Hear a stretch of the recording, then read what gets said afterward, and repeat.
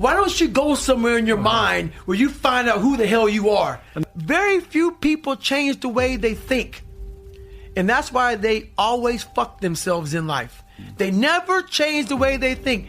Oh, my house is old. I don't get a new house. I'm going to get a new pair of this or that. But the one thing we never change, why we always stay the damn same and never wonder why we're getting better, because we never change the way we think. We are our minds. You are the machine, and you can control the machine. And people ask me, how do I get tougher? Be tougher. They ask me, how can I wake up earlier in the morning? The answer is, wake up earlier in the morning. This is what I know, is that your mind, the thing that is listening and comprehending these words right now, that is you. And that thing, that mind, you can control. And you do that by thinking consciously about who it is that you are in an articulated manner and where you want to go and why and how you're going to get there. And people hardly ever do that. That's come as such an absolute shock to me as an educator. Because now I've figured out how a human being can endure more than what they think is possible. With nothing. Like, people think you need great parents, you need great education, all this stuff. They think you need to have all this stuff, and they have this thing like, well, maybe it wasn't meant to be. If I had that mindset one damn time in my life, I'd be a 400-pound man spraying for cockroaches still. Right. So my whole thing is now, I know how to think properly to be successful in all kind of aspects of life. Mm-hmm. And it's not about ultra running. It's not about just being a SEAL. It's not about pull-up records or anything like that. It's about, if you want to be better, you have to change the way your perceived limitations and take the barriers down. You have that ability. You just have to assert it. You have to decide that you're going to be in control and that you are going to do what you want to do. Weakness doesn't get a vote. Laziness, they don't get a vote.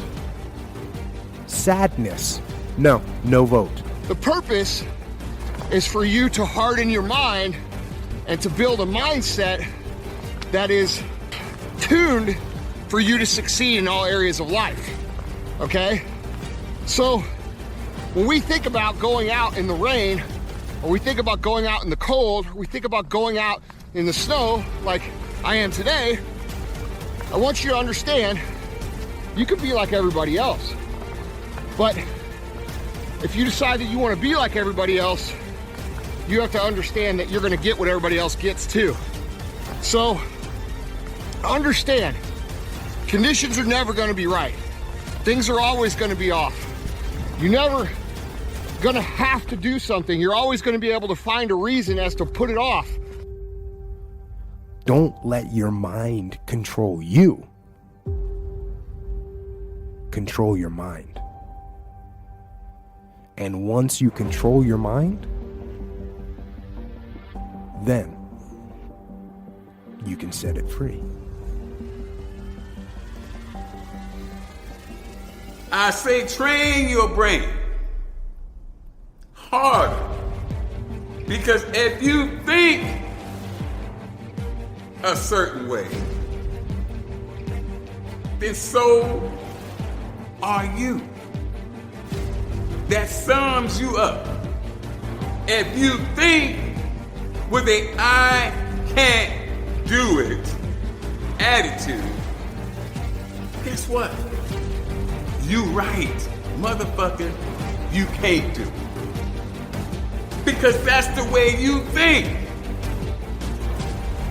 If you think it's impossible for you, it is. It is impossible.